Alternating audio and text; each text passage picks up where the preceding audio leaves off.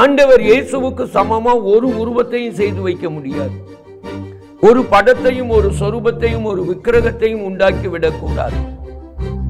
ஆண்டவர் இயேசுவை போல இப்படி என்று உருவாக்காதிருங்கள். ஆனா இந்த பூமியில இயேசுவை வெளிப்படுத்துகிறதற்கு சாட்சியா நீங்களும் நானும் தான். இந்த பரிசுத்த ஆவியானவர் வந்து என்ன செய்வார்? பாவம்னா என்னன்னு கற்றுத் தருவார். அதற்கு விலக கற்றுத் தருவார். பாவத்திற்கு பயப்படுகிற பயத்தை கற்றுத் தருவார். அடுத்து நீதியான வாழ்க்கை எது, நியாய தீர்ப்பு எப்படிப்பட்டது, தேவனிடத்திலிருந்து வெளிப்படுகிற நியாய தீர்ப்பு எப்படிப்பட்டது அப்படிங்கிறத அவர் நமக்கு உணர்த்தி தருவார். ஆண்டவராகிய இயேசு கிறிஸ்துவின் இனிய நாமத்தில் உங்கள் ஒவ்வொருவரையும் கிருபையின் ஊழியத்தின் சார்பிலே வாழ்த்துகிறேன். வேத வசனம் சொல்லுகிறது, ஏசாயா தீர்க்கதரிசன புத்தகம் 5ஆம் அதிகாரம் 16வது வசனம்.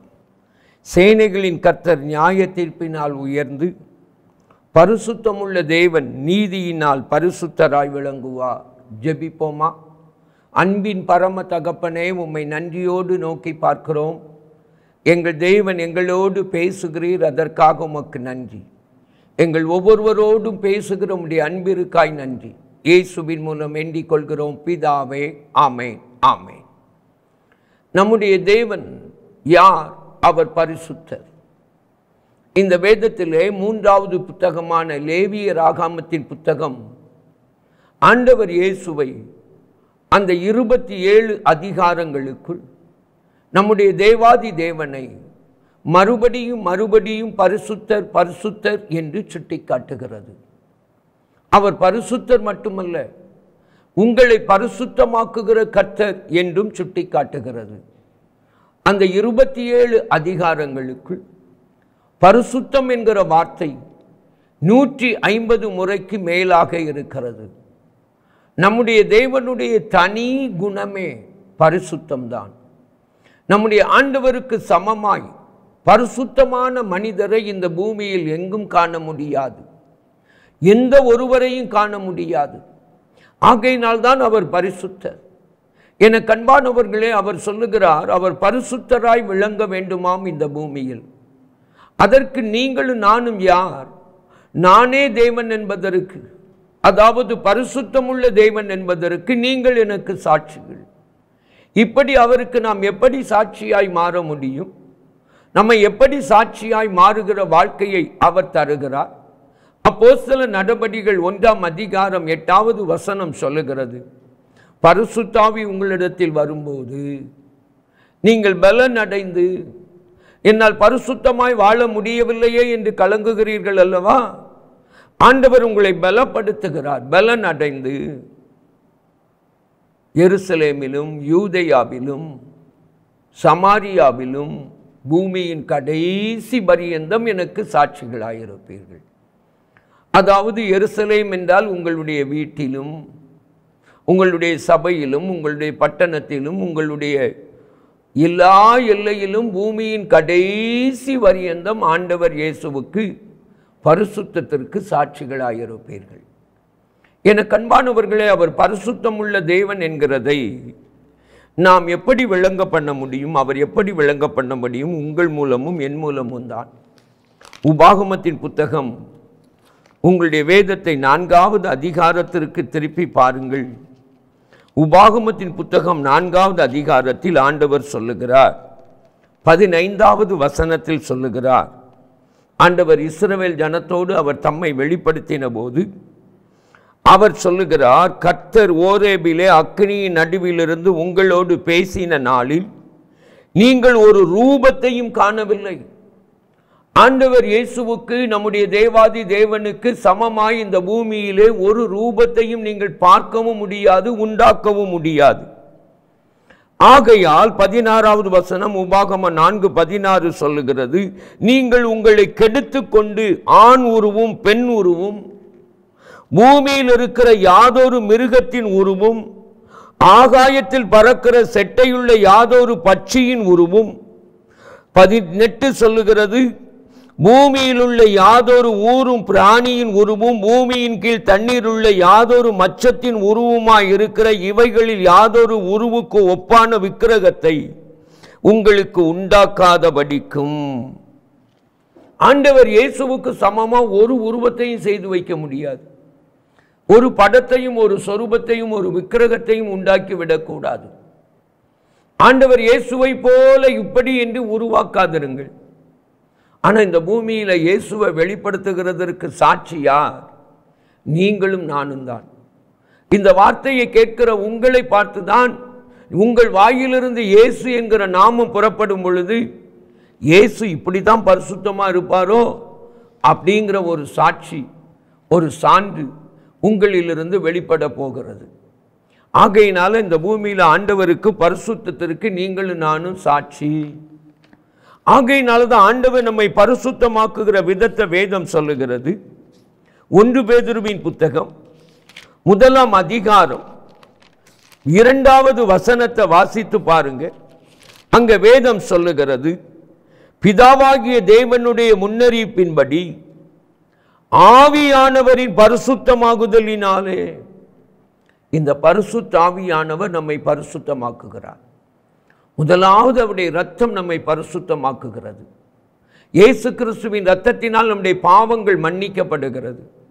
அந்த அனுபவத்தை நீங்க பெற்றுக்கொள்ளணும். இரண்டாவது உங்க வாழ்க்கையில பரிசுத்தத்தை தருவது அவருடைய வேத வசனம். சங்கீதம் 119 9, 119 11, யோவான் 17ஆம் அதிகாரம் 17வது வசனம், யோவான் 15ஆம் அதிகாரம் 3வது வசனம். இந்த வசனங்கள் எல்லாம் அவருடைய வேத வசனம் நம்மை பரிசுத்தமாக்குகிறது என்பதை அழகாக சுட்டி காட்டுகிறது. இன்னமும் அதிக பரிசுத்தமா மாறணும்ல. அதுக்கு தான் யார் நம்மை பரிசுத்தமாக்குகிறார்? அவருடைய பரிசுத்த ஆவியானவர்.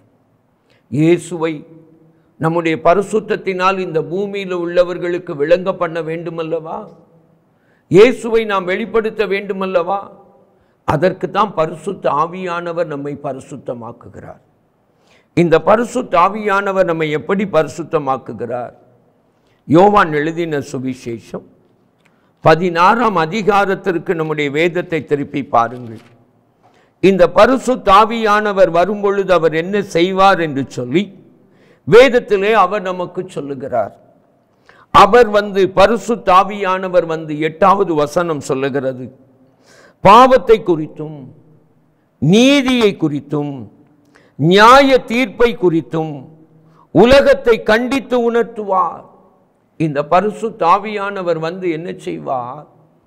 பாவம்னா என்னன்னு கற்றுத்தருவார். அதற்கு விலக கற்றுத்தருவார். பாவத்திற்கு பயப்படுகிற பயத்தை கற்றுத்தருவார். அடுத்து நீதியான வாழ்க்கை எது, நியாய தீர்ப்பு எப்படிப்பட்டது, தேவனிடத்திலிருந்து வெளிப்படுகிற நியாய தீர்ப்பு எப்படிப்பட்டது அப்படிங்கிறத அவர் நமக்கு உணர்த்தி தருவார். ஆகையினால தான் இந்த ஆவியானவருக்கு வேதம் அழகான பெயரை தருகிறது, 2 பெயரை. ஏசாயா 4ஆம் அதிகாரத்திற்கு நம்முடைய வேதத்தை திருப்பும் பொழுது அங்கே ஆவியானவருக்கு 2 பெயர் சொல்லப்பட்டிருக்கிறது. ஏசாயா 4ஆம் அதிகாரம் 3வது வசனம், அப்பொழுது ஆண்டவர் சீயோன் குமாரத்திகளின் அழுக்கை கழுவி நியாயத்தின் ஆவியினாலும் சுட்டரிப்பின் ஆவியினாலும் எருசலேமின் இரத்தப்பழிகளை அதன் நடுவிலிருந்து நீக்கிவிடும் போது சீயோனில் மீதியாயிருந்து எருசலேமில் தரித்திருந்து ஜீவனுக்கென்று பெயர் எழுதப்பட்டவன் எவனும் பரிசுத்தன் என்று சொல்லப்படுவான். ஜீவனுக்கென்று பெயர் எழுதப்பட்டவன் யார்? இயேசு கிறிஸ்துவின் இரத்தத்தினால பாவம் கழுவப்பட்ட ஒரு மனுஷன். அவனுடைய பெயர் ஜீவ புஸ்தகத்தில் எழுதப்படுகிறது. அவன் பரலோகத்திற்கு சொந்தம் என்று அவன் பெயர் எழுதப்படுகிறது. அவனை அவர் பரிசுத்தமாக்குகிறது எப்படி? நியாயத்தின் ஆவியாக. பாவம்னா என்ன? பாவத்திற்கு எப்படி விலகணும், பாவத்தை விட்டு எப்படி ஓடணும், பாவத்துக்கு நம்ம எப்படி விலகி கர்த்தருக்கு பயந்து நடக்கணும். என கண்பானவர்களே, கர்த்தருக்கு பயப்படுகிற பயம் நம்மை பாவத்தை விட்டு விலக பண்ணும். ஆகையினால தான் சங்கீத புத்தகத்தில் சங்கீதக்காரர் சொல்லுகிறார், உமக்கு பயப்படும்படிக்கு உம்மிடத்தில் திரளான மன்னிப்பு உண்டு. ஆண்டவர் நம்முடைய பாவங்களை மன்னிக்கிறது எதற்காக? சங்கீதம் 134 உமக்கு பயப்படும்படிக்கு உம்மிடத்தில் மன்னிப்பு உண்டு. அவர் நம்மை மன்னிக்கிறது அவருக்கு பயப்படும்படிக்கு. அவருக்கு பயப்படுகிற பயம் நம்மை எப்படி பாவத்தை விட்டு விலக வைக்கிறது, பாவத்தை எப்படி ஜெயிக்க வைக்கிறது என்கிறதை அந்த நியாயத்தின் ஆவியாக அவர் வந்து உணர்த்துவார்.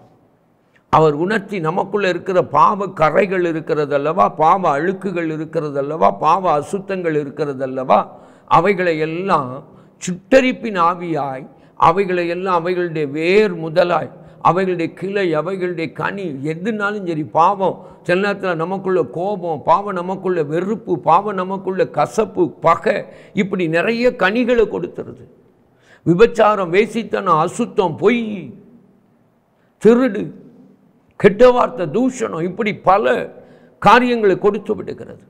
இந்த கனிகளை எல்லாம் சுட்டரித்து, வேர் கனி கிளை எது இல்லாமல் சுட்டரித்து நம்மை சுத்தமாக்கி விடுகிறார். அப்போ நம்ம பரிசுத்தர் என்று மாறி விடுகிறோம். ஆகையினால தான் ஆவியானவருக்கு நியாயத்தின் ஆவி, சுட்டரிப்பின் ஆவின்னு பெயர்.